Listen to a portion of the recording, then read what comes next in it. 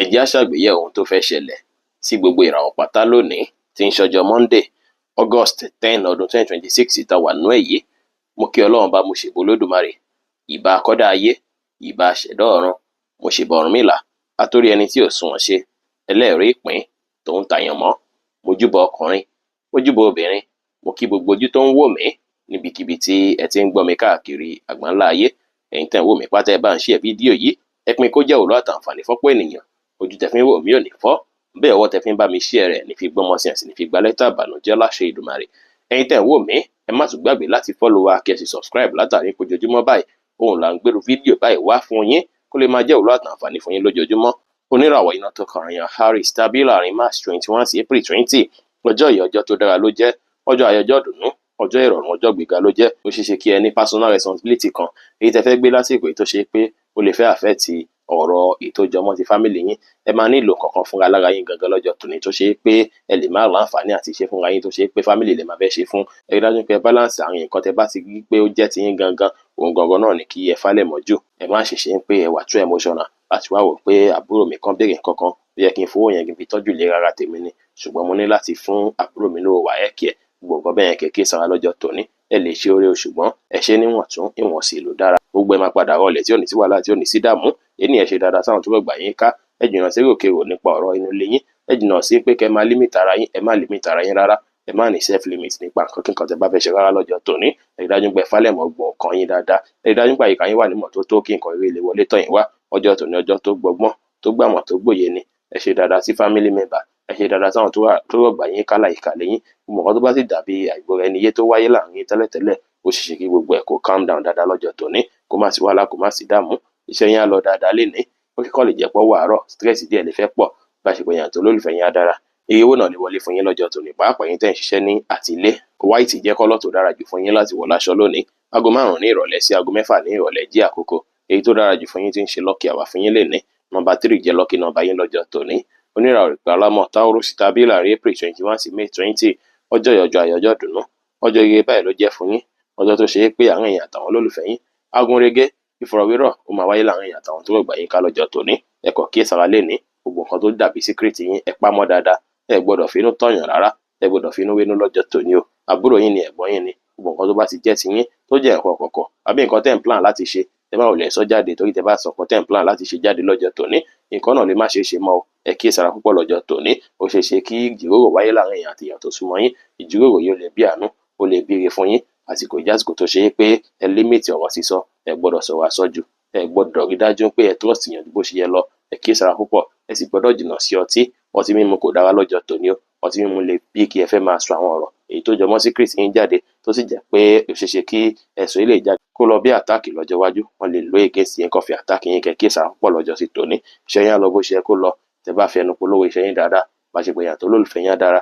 Iye owó náà lè wọlé fún yín lọ́jọ́ sí tòní. Ọ̀rọ̀ tẹ́ bá sọ lọ́jọ́ tòní ó máa touch yàn dáadáa. Fún ìdí èyí kẹ́ sọ̀rọ̀ sọ, ẹ má sọ̀rọ̀ tó máa jàgbá fún ọmọlàkejì. White jẹ́ kọ́lọ̀ tó dára jù fún yín láti wọ̀ láṣọ lónìí. Aago 12 kù ìṣẹ́jú 10 láàárọ̀ sí aago 1 kù ìṣẹ́jú 10 ní ọ̀sán jẹ́ àkókò èyí tó dára jù fún yín tí ń ṣe lucky hour fún yín lénìí.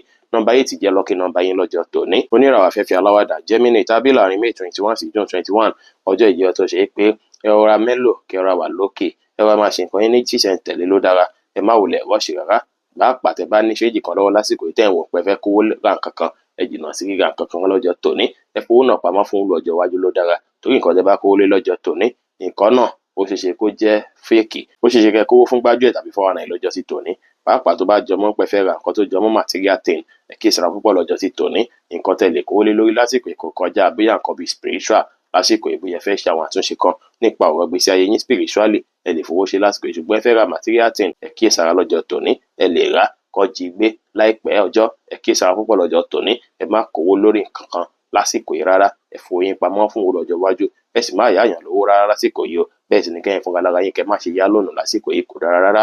Ọjọ́ tòní kẹ́kọ̀ọ́ ra máa falẹ̀ mọ́ṣẹ́. Tẹ́ bá dẹ̀ ṣe ń ṣiṣẹ́ sí, tẹ́ bá ń rí tọ́rọ́kọ́bọ̀ yín, ẹ rọra save ẹ̀ pamọ́ ló dára púpọ̀ lọ́jọ́ tòní. Gbogbo ẹlẹ́dùn ìgbà lọ́jọ́ tòní. Ẹ tẹpá mọ́ṣẹ́ dáadáa. Kẹ́sì rí dájú pé ẹ ní financial security dáadáa lọ́jọ́ tòní. Bíjì jẹ́ kọ́lọ̀ tó dára jù fún yín láti wọ̀ láṣọ lónìí. Aago 1 ní ọ̀sán sí aago 2 ní ọ̀sán jí àkókò èyí tó dára jù fún yín tí ń ṣe lucky hour fún yín lénìí. Number 3 jẹ́ lucky number yín lọ́jọ́ tòní. Oníràwọ̀ mi agbára Cancer tàbí láàrin June 22 sí July 22. Ọjọ́ ìyọjọ́ ayọjọ́ dùnú, ọjọ́ ire ló jẹ́ fún yín. ó kàn jẹ́ pé lóòrọ̀ ọ̀rọ̀ iṣẹ́ lè fẹ́ kọ́kọ́ stress yín bákan, iṣẹ́ lè fẹ́ kọ́kọ́ fún yín ní làágùn kẹrẹpẹtẹ lọ́jọ́ ti tòní tó ṣe pé stress yẹn á fẹ́ pọ̀ díẹ̀, eléyìí lè fẹ́ bí kórí fẹ́ máa fọ yín ní kíákíá lọ́jọ́ tòní. Ẹ rí dájú pé ẹ kíyèsára púpọ̀ lọ́jọ́ tòní, ẹ rí dájú pé ẹ balance ara yín, gbogbo nǹkan tó fẹ́ dàbí issue bí iṣẹ́ yìí kò ní pẹ́ tó máa fi kásẹ̀ ńlẹ̀ rárá, stress rẹpẹtẹ yẹn á padà reduce tí ní máa padà lọ bó ṣe yẹ kó lọ lọ́jọ́ tòní. Ọjọ́ tòní ó dára púpọ̀ kí ẹ má fi ronú àròjù rárá, ẹ má gbé nǹkan sórí ju bó ṣe yẹ lọ rárá. Tẹ bá ṣe ń rò ó ṣeéṣe kọ́ta yín má ní clarity rárá, ẹ lè máa rò kó dàbí ìgbà pé kí ló dé tí mo tún sáré gbàgbé nǹkan. Ọ̀pọ̀lọpọ̀ yín lè sáré máa gbàgbé nǹkan lọ́jọ́ ti tòní. Ẹ kíyèsára púpọ̀, ẹ kàn fi nílẹ̀ bí ó ṣe wà, k'Olódùmarè darí ẹni fún yín, kéni lè lọ bó ṣe yẹ kó lọ. Ẹ jọ̀wọ́ ara yín f'Ọlọ́run Ọba, ẹ pray lóòrọ̀ kùtù tẹ bá jí pé k'Ọlọ́run jẹ́ kéni lọ dáadáa. Gbogbo nǹkan kíkan tẹ bá ń ṣe lénìí, ẹ ṣe pẹ̀lú sùúrù àti tìbẹ̀rù Ọlọ́run Ọba. Bẹ́ẹ̀ sì ni kẹ́ rí dájú pé ẹ jìnnà sí à ń parọ́ àbá ń ṣàwọn nǹkan tó ṣe pé ó lòdì sí ti ìtàn Ọlọ́run Ọba. Bákan náà sì rèé, ẹ má gbéraga rárá, kí ẹní rẹ̀ sílẹ̀ dára púpọ̀, k'Ọlọ́run Ọba Olódùmarè lè gbé yín ga.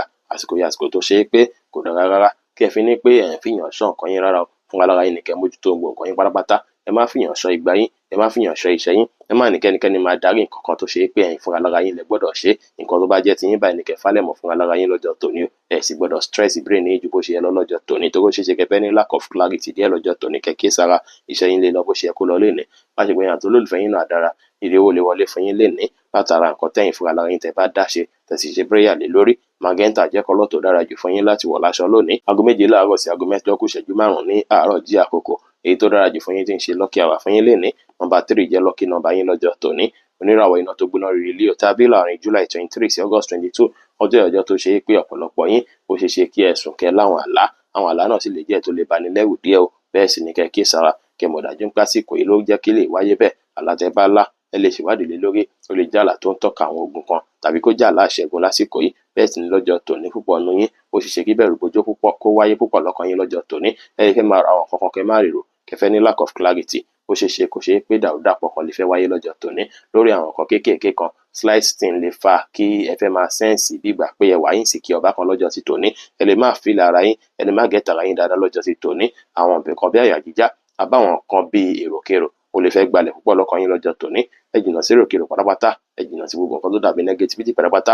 Ẹ free ara yín, ẹ free mind yín, ẹ free mind yín dára lọ́jọ́ tòní. Ẹ fọ̀pọ̀lọpọ̀ gbà mọ́mi tútù lọ́jọ́ tòní. Ẹ sì jìnnà sí mood swing, torí mood yín lè fẹ́ máa fluctuate lọ́jọ́ tòní. Ẹ lè kanra díẹ̀, kẹ́ fẹ́ bínú díẹ̀, kẹ́ tún fẹ́ rẹ́rìn díẹ̀ lọ́jọ́ ti tòní. Àwọn nǹkan bẹ́ẹ̀ lè wáyé lọ́jọ́ tòní. Kẹ́ kíyèsára púpọ̀ lọ́jọ́ ti tòní. Ìní dára púpọ̀ kẹ́ fi jìnnà sáàárín ìrìn òru. Ẹ jìnnà sí àwọn aṣọ dúdú pátápátá. Aṣọ white ló dára púpọ̀ fún yín láti wọ̀ láṣọ lónìí. Aago 8 kù ìṣẹ́jú 5 láàárọ̀ sí aago 10 kọjá ìṣẹ́jú 10 láàárọ̀ jí àkókò. Èyí tó dára jù fún yín tí ń ṣe lucky hour fún yín lénìí. Number 9 jẹ́ lucky number yín lọ́jọ́ tòní. Oníràwọ̀ ìpè funfun Virgo tàbí láàrin August 23 sí September 22. Ọjọ́ yìí ọjọ́ tó ṣe pé ó dára púpọ̀ ni. Ṣùgbọ́n ẹ fi kíyèsára púpọ̀ o. Ẹ kíyèsára pẹ̀lú àǹfinú tán yẹn o. Ó ṣeéṣe kó ṣe pé àwọn èèyàn tó rọ̀gbà yín ká, ó ṣeéṣe kí ẹ fẹ́ ní àwọn nǹkan tó dàbí distance tẹ́ fẹ́ kọ síra yín díẹ̀ lọ́jọ́ tòní. Wọ́n lè fẹ́ bá yín ṣe kó dàbí ìgbà pé ẹ̀yin lè máa fẹ́ bá wọn ṣe. Ẹ̀yin lè fẹ́ bá wọn ṣe kó dàbí ìgbà pé àwọn ò fẹ́ bá yín ṣe lọ́jọ́ ti tòní. Ṣùgbọ́n ọjọ́ tòní ẹ rí dájú pé ẹ fọwọ́ dira yín mú báyìí ni o. Ṣe dáadáa síra yín.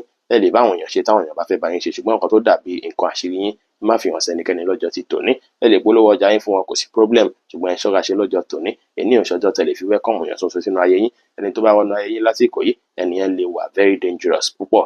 Ẹ kíyèsára púpọ̀ lọ́jọ́ ti tòní. Pàápàá ẹ̀yin tó ṣe pé ẹ̀ ń wó olólùfẹ́ lọ́tùn lósì, ẹ kíyèsára lọ́jọ́ tòní. Olólùfẹ́ tẹ́ bá pàdé lénìí gbára, kẹ́ mọ̀ dájú pé no ni, kò sọ̀rọ̀ lórí ẹ̀ rárá lásìkò tẹ́ wà yìí o. Àsìkò tẹ́ wà àsìkò tó dára púpọ̀ láti fi rí dájú pé ẹ ṣe dáadáa síra yín. Gbogbo dáadáa tẹ́ fẹ́ ṣe tí gbogbo èèyàn ara yín báyìí ni kẹ́ ṣe fún. Tó bá dàbí ìgbà pé ẹ̀ ń wo àwọn kankan nínú mind yín tó dàbí ìgbà pé ó mú yín wà weak down, ó mú yín feel depressed, ẹ rí dájú pé ẹ pẹ́ ẹni tó ṣe pé ó jẹ́ ọ̀rẹ́ tímọ́tímọ́ yín. Ẹ bá a sọ, ó ṣeéṣe kí solution wáyé láti bẹ̀ yẹn. Positive way tẹ́ lè gbà lọ́jọ́ tòní nìyẹn. Ẹ rí dájú pé kíyèsára lọ́jọ́ tòní. Ẹ gbọ́dọ̀ finú tán yàn, ẹ gbọ́dọ̀ welcome àjèjì àbọ̀ ọ̀rẹ́ tuntun nínú ìgbésí ayé yín lọ́jọ́ tòní. Ó ṣeéṣe kó ọ̀rẹ́ tuntun fẹ́ wá, kẹ́ mọ̀ dájú pé ọ̀rẹ́ náà máa wà dangerous dáadáa. Ẹ kíyèsára púpọ̀ lọ́jọ́ sí tòní. Iṣẹ́ yín lè lọ bó ṣe yẹ kó lọ. Bá ṣe pé ẹ̀yin àti olólùfẹ́ yín á dára, ire ó lè wọlé fún yín lénìí tẹ́ bá nẹ́tíwọ́ọ̀kì tẹ́ polówó ọjà yín dáadáa. Lavender jẹ́ kọ́lọ̀ tó dára jù fún yín láti wọ̀ láṣọ lónìí. Aago 10 kọjá ìṣẹ́jú 10 láàárọ̀ sí aago 12 kọjá ìṣẹ́jú 15 ní ọ̀sán jí àkókò. Èyí tó dára jù fún yín tí ń ṣe lucky hour fún yín lénìí. Number 1 jẹ́ lucky number yín lọ́jọ́ tòní. Oníràwọ̀ afẹ́fẹ́ máa rìn fín Libra tàbí láàrin September 23 sí October 22. Ọjọ́ yìí ọjọ́ tó gbà kíyèsára díẹ̀ ló jẹ́ látàrí bó ṣe ṣe káwọn èèyàn tó olólùfẹ́ yín kó fẹ́ rí bákan lóòrọ̀ kùtù ọjọ́ tòní. Bóyá àwọn ló máa fẹ́ go through stress kan lórí ọ̀rọ̀ yín, àbí nǹkan kan ló máa fẹ́ ṣe tó ṣe pé ẹ máa fẹ́ pìtì wọn pé yẹn tiẹ̀ wọn lágbájá lọ́wọ́, yẹn tiẹ̀ dúró ti tàmẹ̀dù. àwọn nǹkan bẹ́ẹ̀ lè wáyé lọ́jọ́ tòní o. Ó lè fẹ́ affect nǹkan tẹ́yin fúnra lára yín tẹ́ plan personally lórí ọ̀rọ̀ iṣẹ́ yín lọ́jọ́ tòní. Ọ̀rọ̀ iṣẹ́ àtọ̀rọ̀ olólùfẹ́ ó máa fẹ́ clash ara wọn lọ́jọ́ tòní. Ẹ lè ládùúró tí kan tẹ́ fẹ́ ṣe fún èèyàn kan tó súnmọ́ yín láàárọ̀ ọjọ́ tòní tó ṣe pé á fẹ́ affect ẹ̀yin fúnra lára yín tẹ́ ní nǹkan míì ní pàtó tó yẹ kí ẹ fi ní ṣe ní ààyè iṣẹ́ yín gangan lílé ilé ti fẹ́ affect.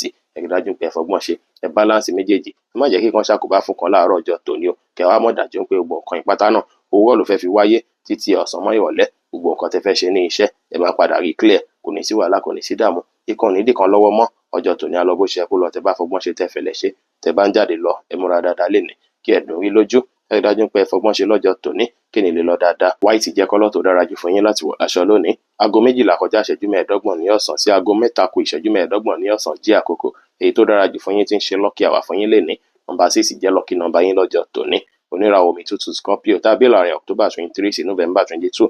Ọjọ́ ìyọjọ́ ayọjọ́ dùnú. Ọjọ́ gẹ́gẹ́ báyìí ló jẹ́ fún yín. Ọjọ́ tó ṣe pé púpọ̀ nínú yín ó ṣeéṣe kọ́kàn yín wà lọ́nà jíjìn o. Ọkàn yín lè wà lọ́nà jíjìn dáadáa lọ́jọ́ sí tòní.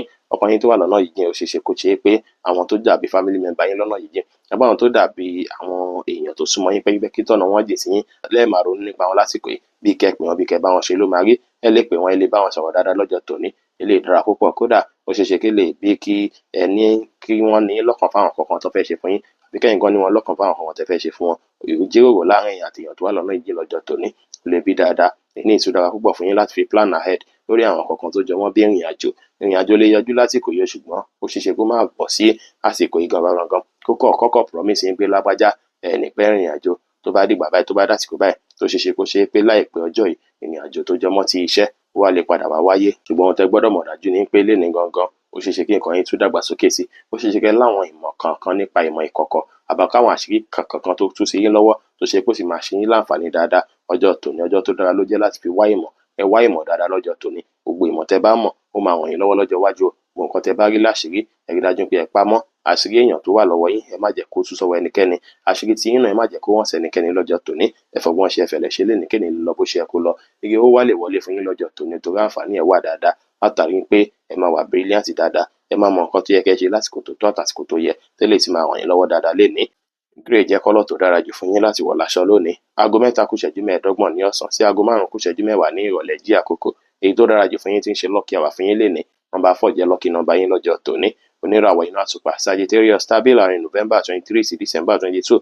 Ọjọ́ ìyọjọ́ tó dára ló jẹ́. Ọjọ́ ayọjọ́ dùnú ló jẹ́ pẹ̀lú.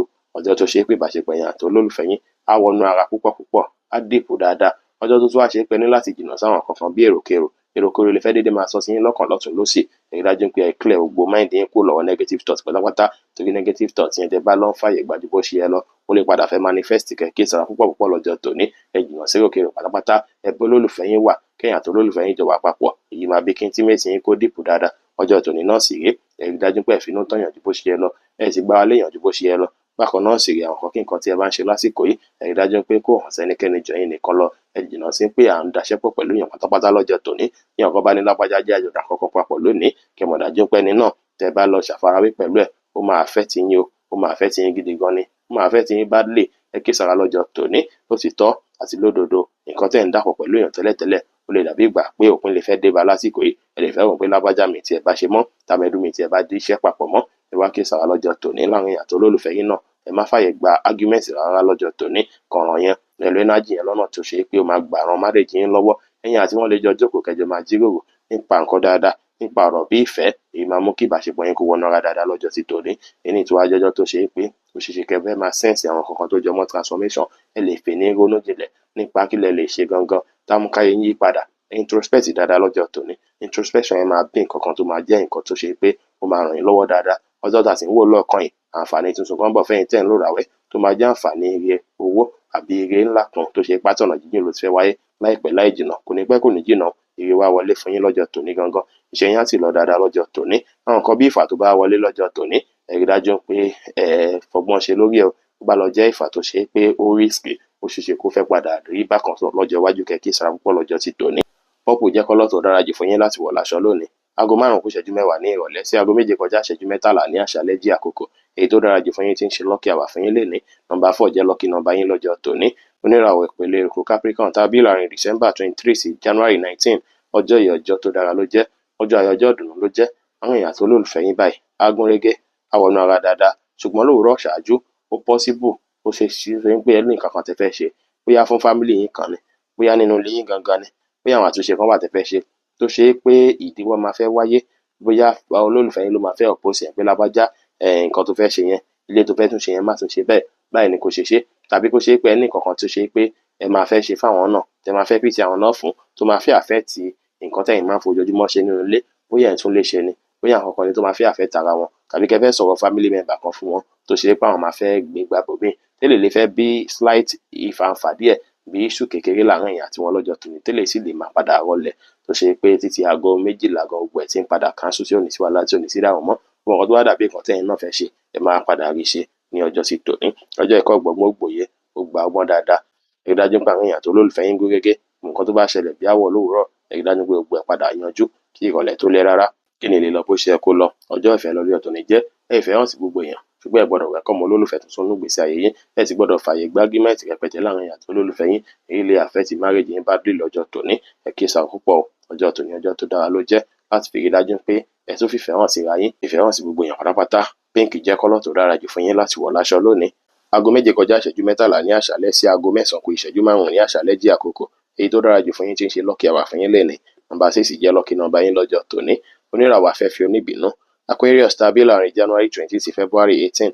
Ọjọ́ yìí ọjọ́ tó dára ló jẹ́, ọjọ́ ayọ̀, ọjọ́ ìdùnnú, ọjọ́ rere báyìí ló jẹ́ pẹ̀lú ọjọ́ tó ṣe pé àwọn kankan máa wà tó ṣe pé ẹ máa fẹ́ máa close down lára àwọn nǹkan tẹ́yin ṣe láti pé ẹ máa fẹ́ máa wọ̀ pé nǹkan yìí ó dà pé mi ò ní ṣe mọ́, dà pé màá pátì, bóyá nǹkan yẹn ti wọ̀ pé nǹkan yẹn ò rulẹ̀ fẹ́ bọ̀ yín dáadáa mọ́, ẹ wá ṣọ́ra ṣe pẹ̀lú àwọn nǹkan bẹ́ẹ̀ lọ́jọ́ tòní. Tó bá àwọn nǹkan mi wà tó ṣe pé tẹ bá lè fẹ́ pátì ó lè padà wúlò fún yín lọ́jọ́ iwájú, ẹ wà àròjinlẹ̀ lórí nǹkan kí nǹkan tẹ bá ṣe lọ́jọ́ tòní, ẹ má kú gìrì gbègbèsẹ̀, ẹ lè fẹ́ busy rẹpẹtẹ lọ́jọ́ tòní pẹ̀lú àwọn kankan tó ṣe pé busy yìí ó lè di owó, ó lè dọ́là fún yín, ó lè di nǹkan dáadáa fún yín. Busy lè jẹ́ busy tó ṣe pé ẹ máa fẹ́ ṣe nǹkan kan ní àṣeyanjú pé mo ti parí kíní yìí, kí n tuntun padà sí díẹ̀ ó máa pẹ́, ẹ rí dájú pé wá wash dáadáa, nǹkan kí nǹkan tẹ bá ń ṣe ẹ máa wà too impulsive, ẹ ronú jinlẹ̀ dáadáa ṣáájú ẹ tó ṣe ohunkóhun. Bákan náà sì rẹ̀ yín tẹ́ ń lò ràwọ́ ẹ wọ health yín dáadáa lásìkò yìí o, àwọn nǹkan tó bá dàbí nǹkan tó ń ṣẹlẹ̀ sí yín lágọ̀ọ́ ara tó ṣe pé ó ń disturb yín gidi gan, ẹ tètè ya mójútó ní kíákíá ló dára, ẹ má jẹ́ kó affect yín ju bó ṣe yẹ lọ,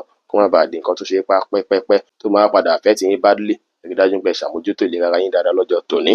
Ní pàtàkì àwọn nǹkan tó jọ mọ́ àìsàn inú ẹ kíyèsára púpọ̀ lọ́jọ́ sí tòní. Ẹ tún wá lè fi ní plan life yín, ẹ lè ṣe ronú jinlẹ̀ nípa ìgbésí ayé yín, àwọn àròjinlẹ̀ tẹ bá rò lọ́jọ́ tòní ó lè padà restructure ìgbésí ayé yín láwọn ọjọ́ tàn wò lọ́ọ̀kan yìí. Green jẹ́ kọ́lọ̀ tó dára jù fún yín láti wọ̀ láṣọ lónìí. Aago 9 kù ìṣẹ́jú 5 ní àṣálẹ́ sí aago 11 kù ìṣẹ́jú 10 ní àṣálẹ́ jí àkókò, èyí tó dára jù fún yín tí ń ṣe lucky hour fún yín lénìí. Nọ́mbà 1 jẹ́ lucky number yín lọ́jọ́ tòní. Oníràwọ̀ Mítíkì Òru Pisces tàbí láàrin February 19 sí March 20. Ọjọ́ yìí ọjọ́ ayọ̀, ọjọ́ ìdùnnú, ọjọ́ rere báyìí ló jẹ́ fún yín, ọjọ́ tó ṣe pé púpọ̀ nínú yín tó bá gẹṣin nínú yín kò lè kọsẹ̀ rárá o, ẹ máa ráwọn kan ìdùnnú, ẹ máa ráwọn kan ayọ̀ lọ́jọ́ sí tòní. Bákan náà sì rèé kò dára púpọ̀ kẹ́ ẹ finú tọ́yàn ju bó ṣe yẹ lọ lénìí tàbí gbára léèyàn ju bó ṣe yẹ lọ, bẹ́ẹ̀ sì ni ẹ ṣe fàájì níwọ̀n lọ́jọ́ tòní.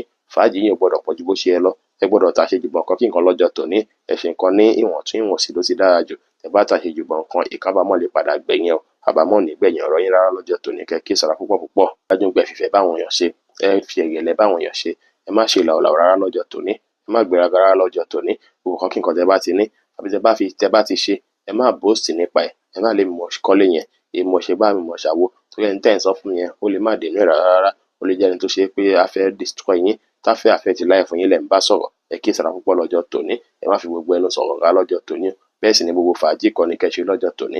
Ẹ lè ṣe fàájì ṣùgbọ́n kó má pọ̀ ju bó ṣe yẹ lọ, kẹ́ kíyèsára púpọ̀ lọ́jọ́ tòní kó má bàa bí kábàámọ̀ bí mo ti ṣe sọ. Bákan náà sì rèé ọjọ́ ìjẹ́ tó ṣe pé ọpọlọ yín á jí pépé, ara yín yá sí yá gágá dáadáa lọ́jọ́ tòní, ara yín yá gágá ẹ lò lórí ọ̀nà tó máa gbà wọ́n yín lọ́wọ́, ọpọlọ yín tó sì jí pépé creativity yín ẹ lò lọ́nà tó bá gbà wọ́n yín lọ́wọ́ dáadáa lọ́jọ́ sí tòní. Ẹ lè fi iṣẹ́ lábẹ́nú ṣùgbọ́n ènìyàn dára rárá láti fi bẹ̀rẹ̀ nǹkan tuntun, ó dára láti fi create nǹkan tuntun lọ́jọ́ tòní, ṣùgbọ́n ẹ lè lo àwọn idea èyí tó sọ sí yín lọ́kàn lọ́jọ́ tòní, kẹ́ fi draft nǹkan gidi kan jáde kalẹ̀, nǹkan yẹn kẹ́ wá padà iṣẹ́ lé lórí láwọn ọjọ́ tàn wò lọ́ọ̀kan yìí, ìrí á padà wọlé fún yín o, ẹ máa ṣèrí dùnú, ẹ máa rí ayọ̀ dáadáa láìpẹ́ láì jìnnà, tọkàn yín á sì balẹ̀ pẹ̀sẹ̀ lórí àwọn nǹkan tó dàbí nǹkan tó ti ń ṣẹlẹ̀ sí yín látẹ̀yìnwá sẹ́yìn.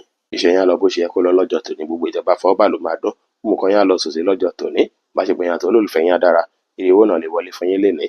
Cream jẹ́ kọ́lọ̀ tó dára jù fún yín láti wọ̀ láṣọ lónìí. Aago 4 ní ìrọ̀lẹ́ sí aago 5 ní ìrọ̀lẹ́ jí àkókò, èyí tó dára jù fún yín tí ń ṣe lucky hour fún yín lénìí. Nọ́mbà 9 jẹ́ lucky number yín lọ́jọ́ tòní.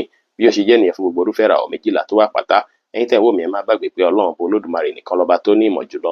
Ẹ̀yin tẹ́ fẹ́ ṣèwádìí onírúurú láǹfààní àti kàn sí wa ní WhatsApp 09033897161. Ire gbogbo ajẹ́ tiwa lónìí, lọ́sẹ̀ yìí, lóṣù yìí àti ní gbogbo ọjọ́ ayé wa láṣẹ Ìdùmarè. Ire o.